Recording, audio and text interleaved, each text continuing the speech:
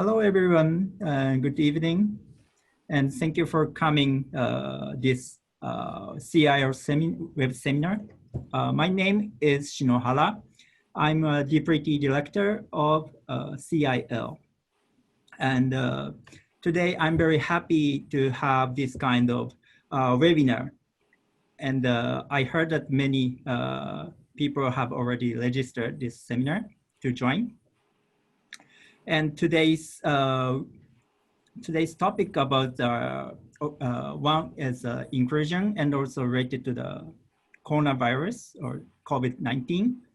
And today we invite two professors from APU. So first professor is Rebecca Chen-Hee Kim, and she is a professor of APU, and she's major or teaching about business ethics and corporate social responsibility. And second presenter is Professor Malcolm Cooper. He's also teaching APU so long, and his research topics about tourism and so on. And so today at first, Professor Rebecca will present her topic first. So Rebecca Sensei, can you start your presentation? And I'm very happy to hear your presentation today. Thank you.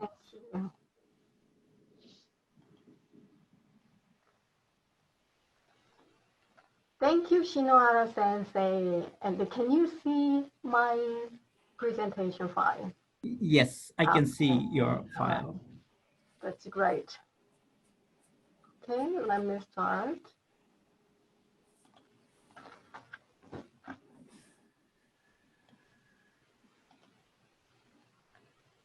Hello, everybody. Good evening, good afternoon, or good morning. Wherever you are in, I sincerely hope you are well and stay safe and strong. I'm Rebecca Kim from APU. Today, let me try to share about the inclusive business leadership, especially lessons from the pandemic. So let me start with my story first. Can you imagine what is this? What is this? This is the gift that I've received from US friends before I left from the US at the end of February. Actually, I was the visiting researcher over there for 6 months for my sabbatical research. At the end of February, I was about to come back to Japan to Beppu. At the time, many of my American friends, they are worrying about me too much because they thought coronavirus is a story of Asia. However, 6 months later, by now, you can see this is the story of globalization and how connected we are. So they prepared this one as a last gift. So you are coming back to Asia, so you have to have this one from the airport. So this pandemic make us to be in panic. So every kind of business, all people and all nations, they are in panic right now. For example, Tatoeba. So we are in panic buying of toilet paper, you could observe. So panic buying, face mask. And there are also many people, they lose their job at this moment. And their working situation has been dramatically changed from traditional, wherever in person, to virtual communication. We don't know till when it will be continued. I saw the news quite recently. Google will let employees work from home until next year. And then the most serious thing, we can see a lot of phobia phenomenon, such as Asia phobia in America and Europe, and then African phobia in China, for example, and the xenophobia in Africa, and then xenophobia around the globe in Asia. So this is really chaotic situation at this moment. The other thing that I would like to share with you, growing gap between the rich and poor, as you may observe. The richer even getting richer, and the poor even getting poorer at this moment. As you may observe, and this is quite interesting news that I've shared with my son, and he shared this news. Even rich hedge fund company, they made their stock trader to quarantine at the Four Seasons Resort. So like this, a lot of exclusive situation at this moment because of a pandemic. Also, very big gap between the industries, as you may observe. Outdoor industries, such as energy, automobile, fashion, cosmetics, department store, by all means, tourism industry, they are in chaotic situation. However, also you can observe coronavirus winners, such as telecom and media, hotel and finance, interior, healthcare, food industry. Again, very exclusive, very big gap between the rich and poor, between the rich and the middle. So who is responsible for this phenomenon? So I'm asking to me, and I'm asking to my students, and I'm talking with many friends around the globe. So let's try to see the situation. Have you ever heard about the crisis management by Beethoven? Actually, many researchers, they are talking about crisis management by investigating Beethoven. Actually, he is the composer in crisis. He lived in a very miserable family life story, and then he was, you mean death, hearing loss. And he was so much isolated. He was ridiculed by the people around him, and he felt marginated. So how he could overcome this kind of crisis, and how he could be a world famous composer like this. So let's try to get insight from Beethoven. So I've learned, and it was really interesting. So he has this kind of A stage in order to overcome the crisis. The first stage, let's try to bring this idea into our life, especially into your business life. Many business people here in this webinar, and many students who are struggling with.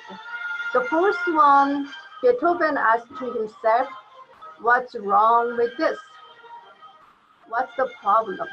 And the second period, he denied. This is not my problem. And then hearing loss is not my problem, because if he committed, this is the problem. It gives him a big pain to him. That's right. Denying stage. And the third stage, what about that? And he asked to him, why me? Why not to him? Why to my business? Let's try to ask why me? And the fourth period, and then he turned against his friend. He never ever asked to his friend to listen to his music. However, simultaneously, he tried to find a way, solution. He went to the doctor, how he can overcome this crisis, his personal crisis. And then at the fifth period, he found he cannot overcome this crisis. And then he thought to ask why COVID, why this kind of crisis is a senseless and a useless question. And then after that sixth period, he realized he should accept this crisis. And then finally, he could have made this world famous Fifth Symphony like this, like you are listening to. So from Beethoven, we can find how innovation, how to find the solution from the crisis is truly, truly important at this moment. So that's what I would like to share with you. So here I understand many business people are here. So you are in trouble. I fully understand on this one.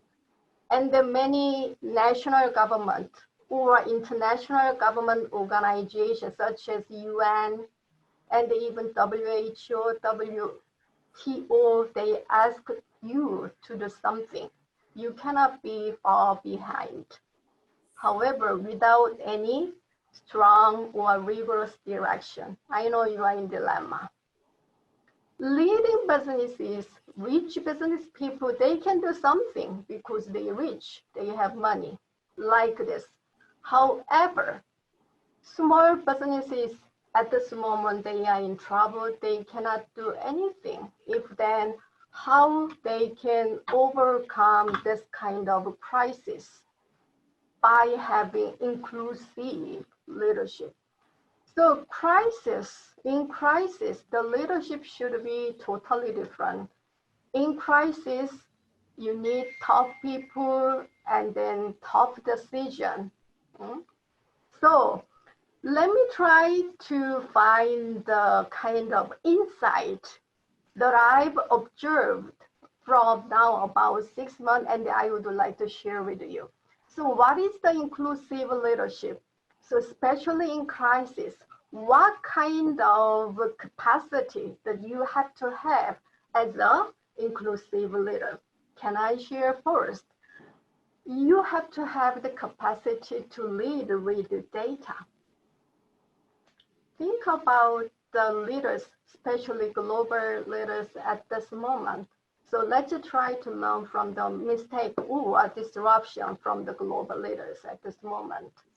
So are they willing to listen to the data, scientists, doctors, or experts? Yeah, we can see the gap. So at the beginning stage, I think the inclusive leaders, they should listen to the data, listen to scientists, and listen to doctors, listen to experts, and give right information and make people trust. Such as you can see around the globe, very different order or policy in terms of wearing fast mask here and there. You're very different between Asia and America or Asia and Europe. And the social distancing, very difficult in some places. And the stay-at-home order, so like this. So are they really listen to the data and scientists' suggestion, advice in order to make the right decision for the follower or for the people? Or they use data and statistics as just a cover to abuse and keep their leadership and authority.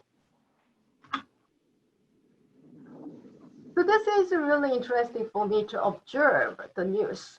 And it's not about resource that business leaders or political leaders that could get.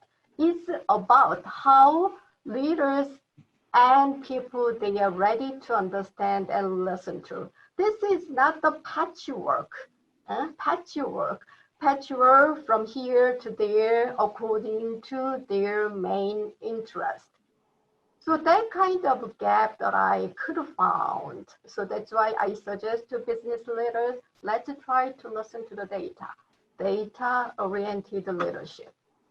Second, what I would like to suggest to business leaders, what about to have the capability to make people stay calm and motivated?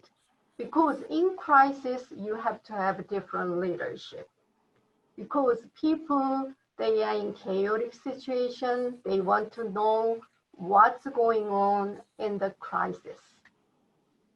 They want to be connected, they want to be concerned by the leaders and by the colleagues. So they have to think about the mental health of their employee and their followers. However, at this moment, when you observe the global leaders' decision to their people, it's very limited.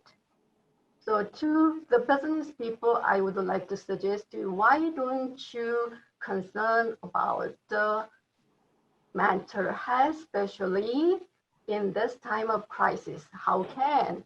Why don't you open the door and demonstrate supportive listening, be consistent, and then keep a constant pulse and communicate available resources. And the other thing that I would like to share with you, during these days, a lot of you are working remotely, virtually. So if then how employees, they are motivated, like in-person work, this is another gap. A lot of research over there. At first, you should trust your employee. They will work hard as usual. And they will not go to barbecue party. They will not go to hanami party. They will work as they work. However, what you have to do, you have to let your employee trust you by having clear order and by having rigorous assessment performance tool. That's what I would like to suggest to you. And also what I would like to suggest to you, why don't you communicate with your follower, with your employees in a very sincere and transparent way? Have you ever heard about Fireside Chat? Have you ever heard about Fireside Chat? That's what I would like to suggest to you. So it was done at first by Roosevelt, the ex-president of America, during the deep depression, Great Depression period.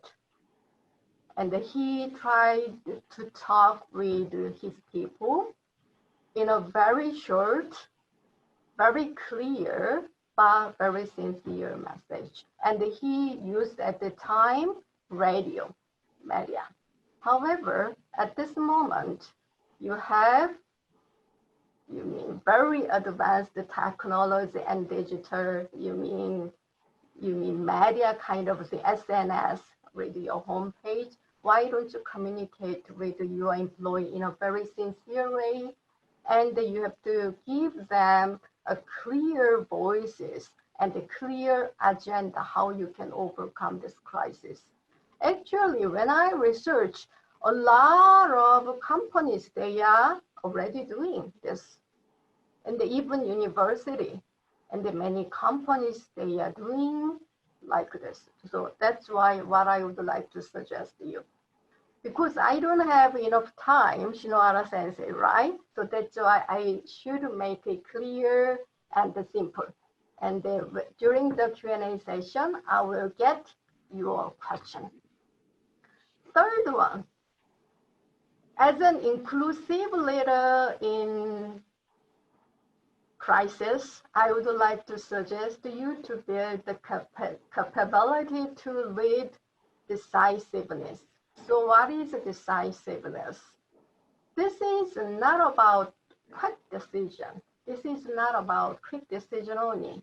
So decisive leaders are responsible and accountable. This is not my fault. You have to decide whatever you want. This is your fault. This is not the decisive leaders. So you have to be responsible for your decision and for the result for the people. And then decisive leaders should have confidence. And then decisive leaders have to don't change their mind or are slow to change their mind once they reach a decision. However, when you observe the leaders, global leaders' decision, it was not decisive enough. That's what I think. So during these days also, I observe sustainable development reports in times of COVID-19. Also, they pointed out, so are not yet decisive in many major economies. This is not only for the nation. I presume this is for the international organization and also for business and even for some institution, even university around the globe. So there should be a decisive leadership to be an inclusive, strong, inclusive leader in chaotic situation. And then what about the last one? To be a strong, inclusive leader in crisis, you have to build the capability to lead with humanity, which is the most important thing that I would like to suggest to you. COVID-19 will end the golden age of inhumane leadership.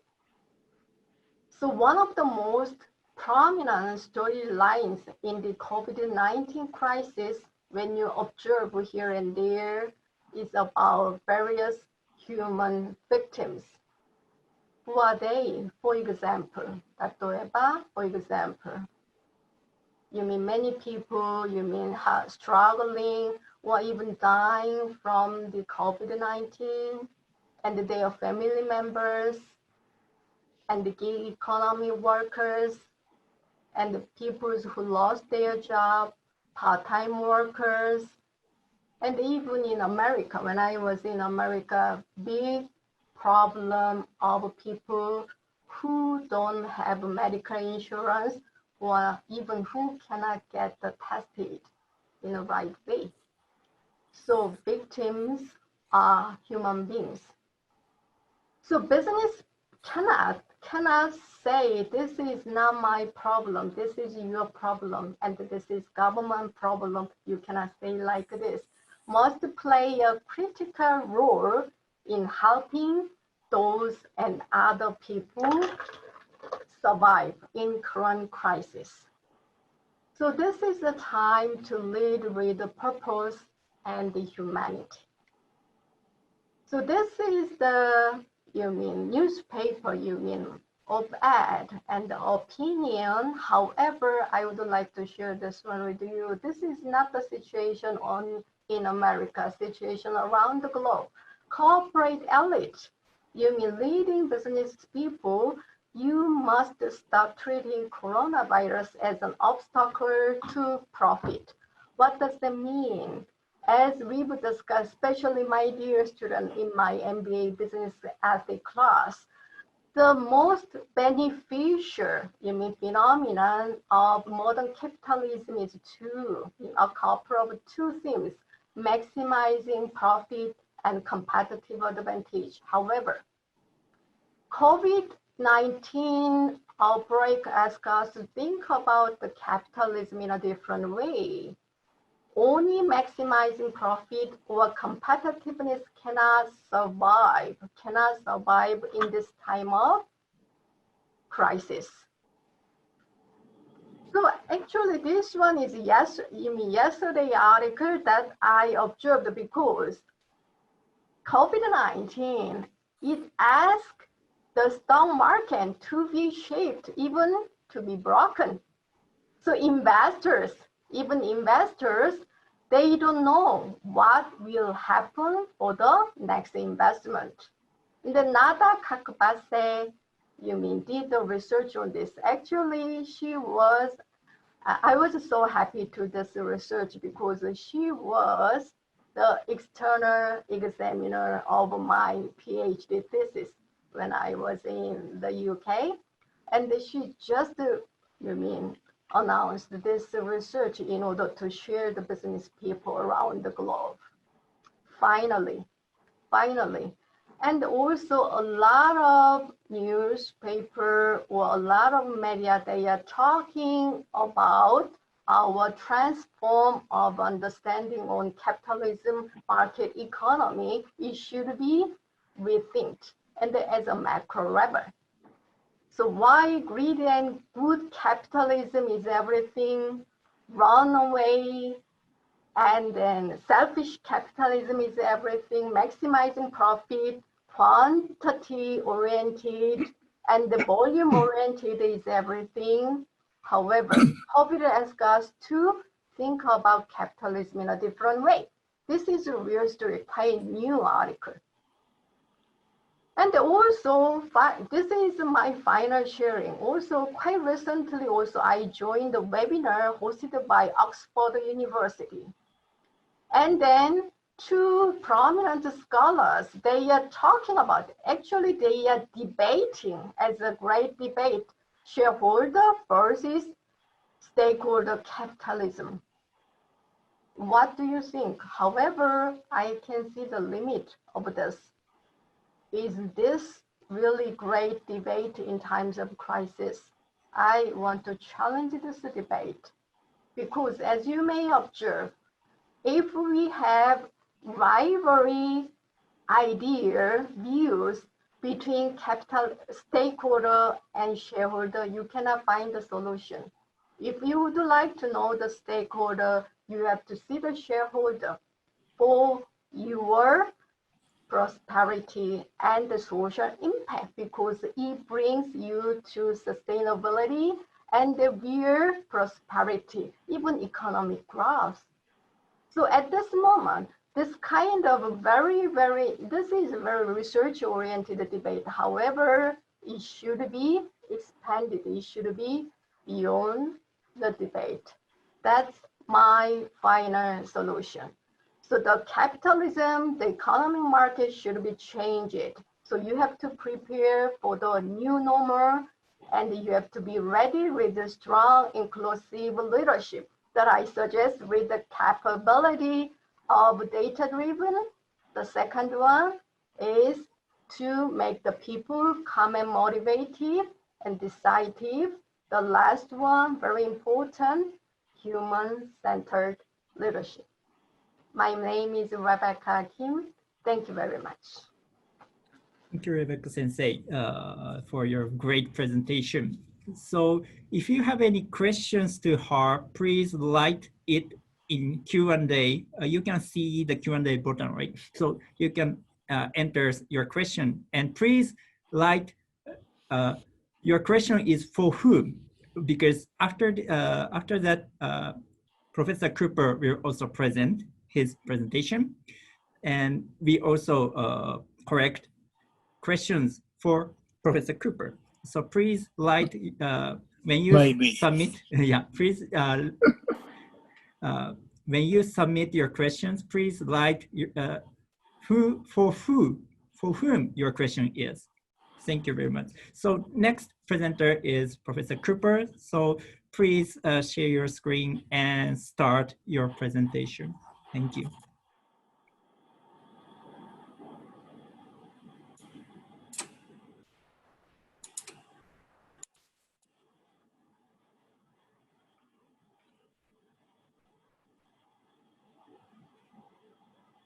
Okay, welcome everybody. Good to be here tonight. As you can see, I'm from a virtual reality, which doesn't exist around here, but it's very nice to be surfing. What I'd like to do, I must naturally be an optimist. I want to take up on what Professor Kim said in relation to the opportunities that this brings us. Not necessarily the problem, although we do understand it's an immense problem and it affects lots and lots of people.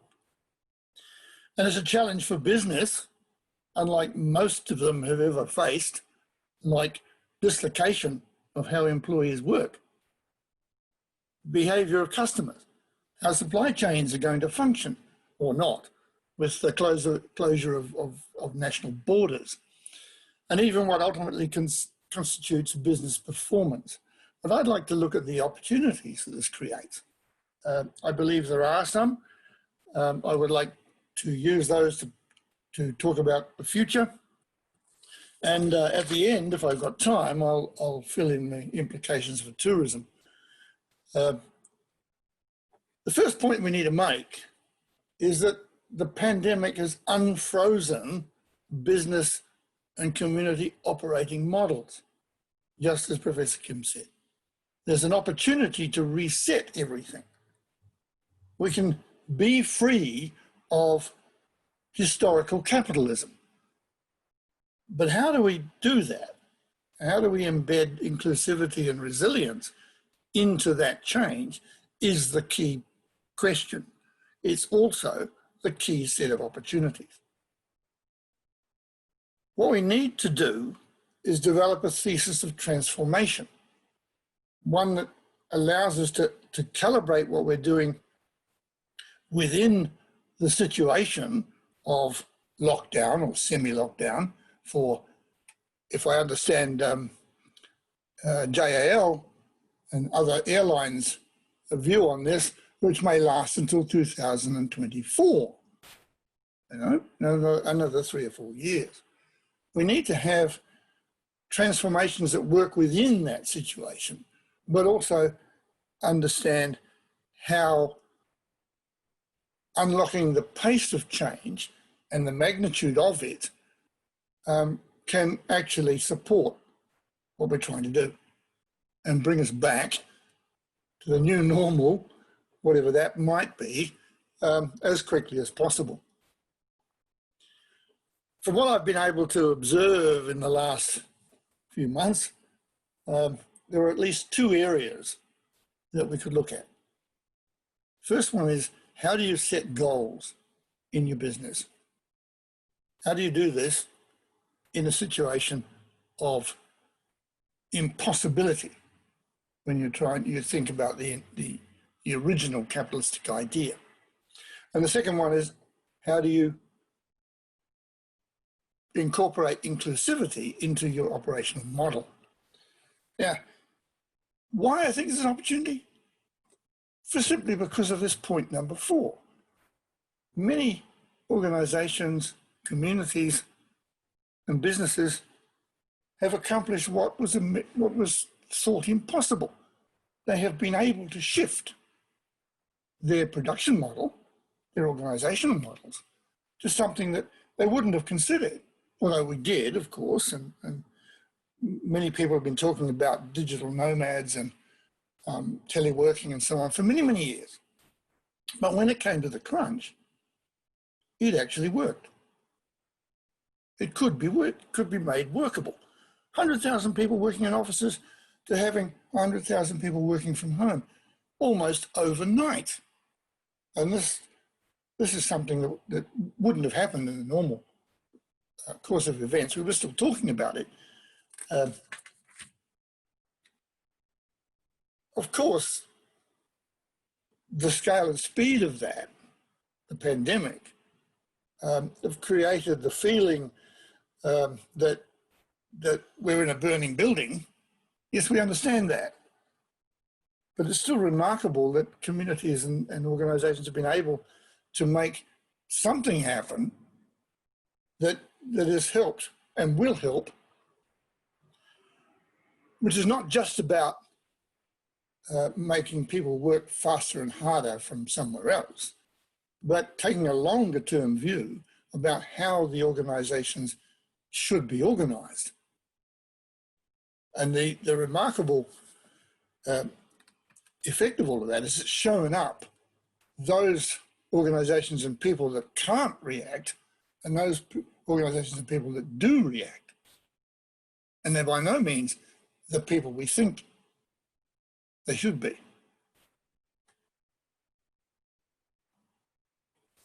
So we must work towards understanding that the barriers, as they probably always have been, are less about technical stuff and more about mindset towards what's possible, what people are able to do, what the degree to which policies that slow things down can be challenged, and above all, negating bureaucratic chains of command. I was going to give you a little anecdote about that, but I suspect I don't really have time. Let me try anyway. I was invited back to APU a few weeks ago to put my hunko, my stamp, on a change that involved 2 words crossed out on a document. In the middle of a pandemic? In the middle of a lockdown? Think about what you're doing. But what I'm trying to say is that the opportunities that people have come up with are allowing us to think about those things. Even the income question in Japan, of course. The power that changing the frame of reference holds is profound. While we might want to discuss about how far is it going to be the same, is it 10% more or 10% less or 10 times what we used to do, that's got to be talked about. But importantly, to have inclusivity and to have resilience, you've got to change the mindset to what's possible. Now, I think the reason why I'm optimistic is that this pandemic has shown us we can do that. We are able to do that. We need to reset organizations with stakeholders that are able to challenge the long-held assumptions. But we need also to have appropriate change. The digital nomad is a really key point that has been proven to work. And I want to see much more of that. I mean, it has implications for business industries like tourism, of course, but let's talk about that in a minute. Most businesses are thinking about now, because of all of this, how much of a physical footprint do they actually need and where? Now that the ability to work virtually and productively has by and large been proven, you can have things like industrial hotels where businesses work from hotel rooms. After all, hotel rooms are fantastic. They've got everything, you know, Wi-Fi, it's a lot. Why not use them? Why make silos out of the facilities that you've got is the key point. If companies move to a more virtual model, though, what does that mean for team building, for compliance, the bureaucracy again, distribution channels, and so on? Operating models have been unfrozen, perhaps more than any time in the recent few decades. But we need to make a conscious choice to adjust people's expectations to include the term to be as well as to do. We reward leaders for their leadership, as Professor Kim said, but we need to recognize the fact that they're going to have to train and coach and recognize the obvious ability in their workforce to actually come to the party in terms of virtual models or whatever else. They've shown they can. Trust them. Do it together. Leadership will become community leadership or organizational leadership, we should consider perhaps the following things, which Professor Kim touched upon the first one of these. What do we look for differently in a leader to take heart and the opportunity from what we've seen in business and its reaction to the pandemic and get on with the job? Can we hardwire those types of things into people using our MBA or whatever, in order that the people do understand that what they need to do is to be optimistic, to find a way through, and find a way through with everybody. The real power of the networks that I'm proposing is let's learn from each other, let's hold hands. You know, let's not be leaders and workers, leaders and followers, let's be the organization. That leads me to the question, what do we do about the future? Beyond the crisis, should the crisis go away, which may take a little while, as I said. In identical situations, do we know anything that we can help deal with them in a better way? I suggest we do. I suggest we now understand that it isn't necessarily the work that you do, it's how you do it and how you want to do it with other people. We need to make sure that interaction occurs so that when another problem comes along, we've got it covered. Our reactions are going to be useful and appropriate in the situation. Now, we had a discussion recently in this community about the COVID virus co-happening with a natural disaster, as if we couldn't understand or deal with two things, only one of them, and which one we were going to deal with. But the point that I think the results are showing is that we are capable of dealing with two or more, as long as we think about it, and as long as we put into practice inclusive leadership in communities and anywhere else. And I'd like you just to show, I don't know whether you can see, no, you can't because of the virtual reality of life, but the Bedford City Council has just published a notice saying, stop discrimination. Okay? And that's what they're talking about, is that we're all in it together, that there's opportunities rather than a crisis. Let's turn things around. Now, just briefly, in final, I wanted to put this into context with the tourism industry. There are two things, well, there's one main thing that we need to talk about, and that is that being dependent on the tourism industry for putting food on the table, in other words, employment, or sending kids to school, is very different from relying upon it for your holiday.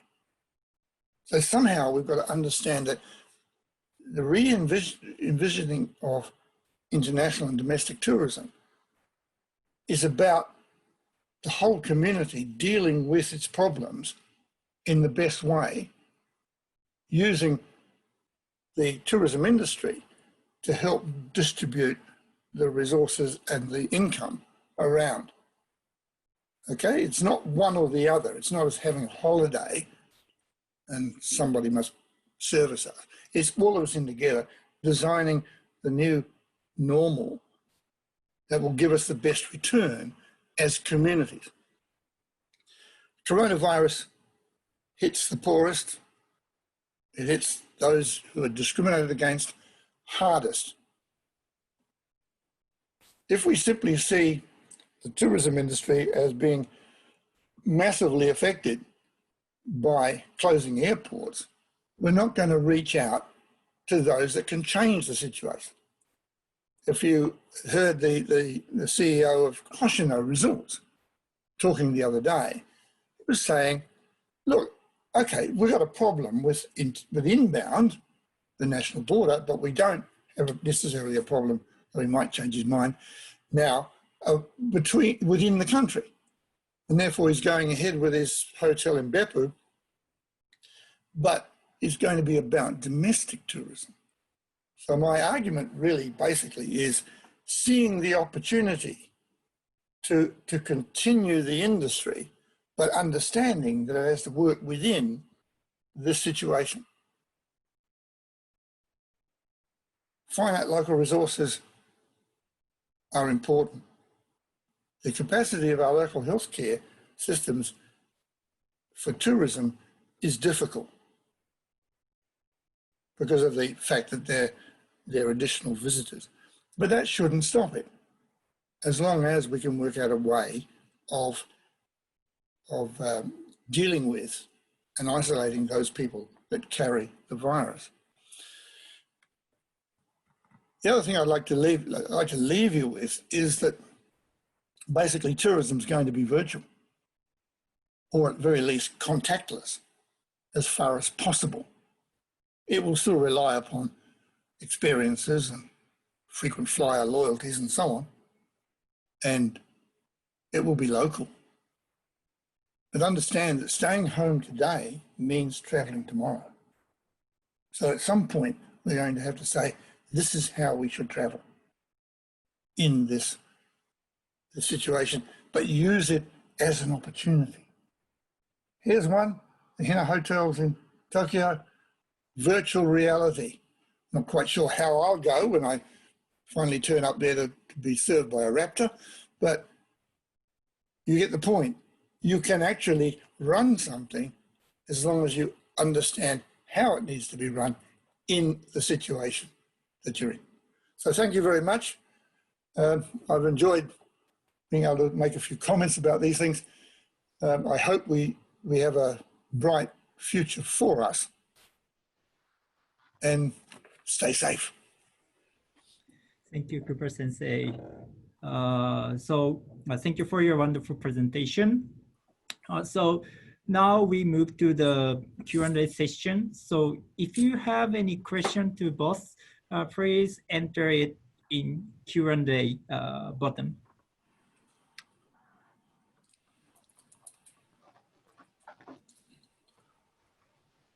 We can pick up one or two questions because of the time.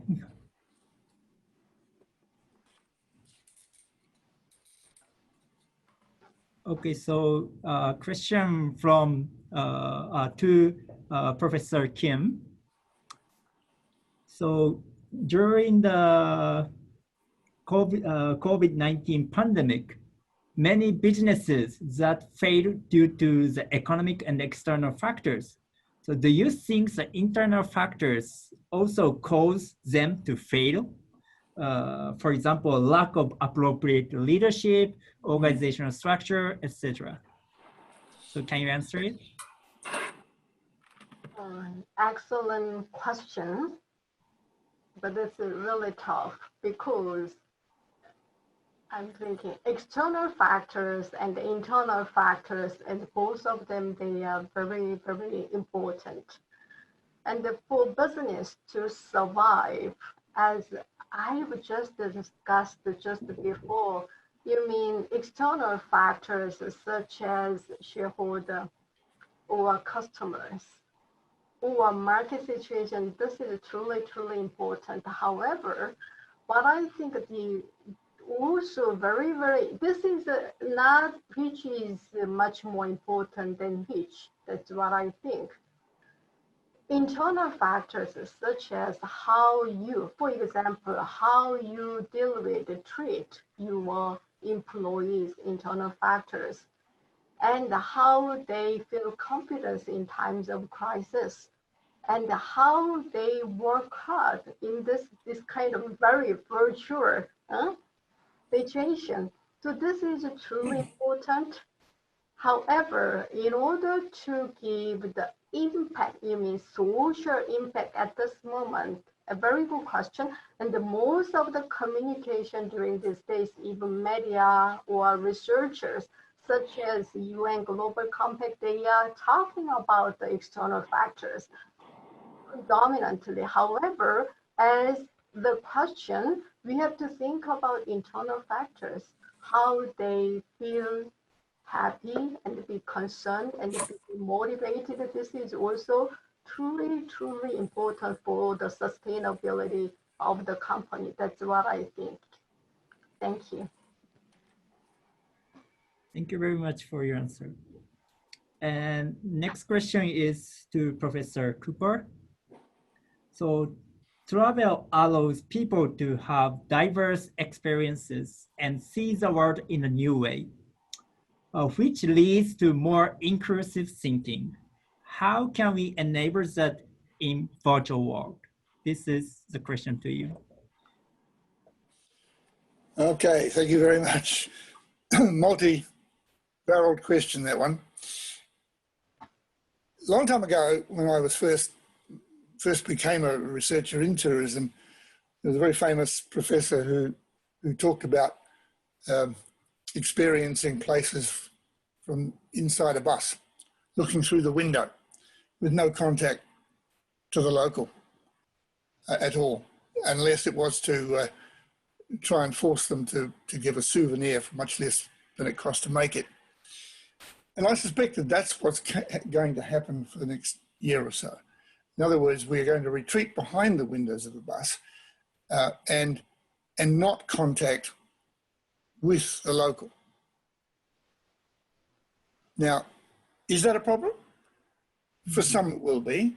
For others it will be a relief in terms of not having to travel long distances and so on. But getting the same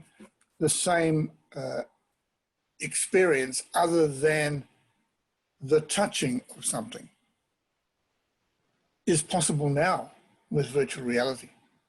Indeed, a number of the most important World Heritage items, like Angkor Wat in Cambodia, for example, are being digitized so that people don't go there.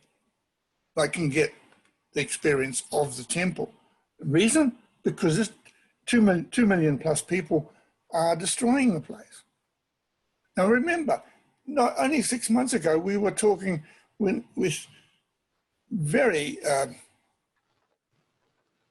difficult talking about over-tourism. We've got no tourism now. So let's reconstruct a tourism that will use all the methods we have at our disposal, virtual and otherwise, to construct something that works, to give the experience, to give people the leisure and recreation that they want, but not to overstep the situation that we're all in, and then see how that pans out. I agree with you that virtual, we've got to get used to virtual. An old person like me has to get used to it much more than perhaps you do. But let's do it. Let's see it as an opportunity to create good experiences virtually for perhaps a year or two. And we don't want to go back to over-tourism. So we will have to use the COVID virus to make the barrier changes that we couldn't do before, because you're always looking for the next dollar. Now we can't have the next dollar. Let's work out how we can do that and still give experiences to people. Thank you very much. So it's almost time. At the end, thank you so much for both professors to present your great ideas and thoughts about COVID and inclusive leadership today. So one announcement, I sent a chat for everybody. So first is we make a survey for this seminar, and after this seminar, maybe tomorrow, we also send the email to you. But if you if you can answer the survey, please answer it now. I sent the link on the chat. And second one is that we have also, CIL have also Facebook page. So if you are interested in our activities, please register us. And finally, next week, we have also other webinar. And we invite Atsuko Murakami, who she is executive officer of HU Group Holdings in Japan. And she is one of the great leader of women in Japan. She is a very famous female leader in Japan. So if you're interested in next seminar, please also join next time. So thank you so much for participate in this webinar today. And I hope you stay healthy and have a good evening. So thank you so much.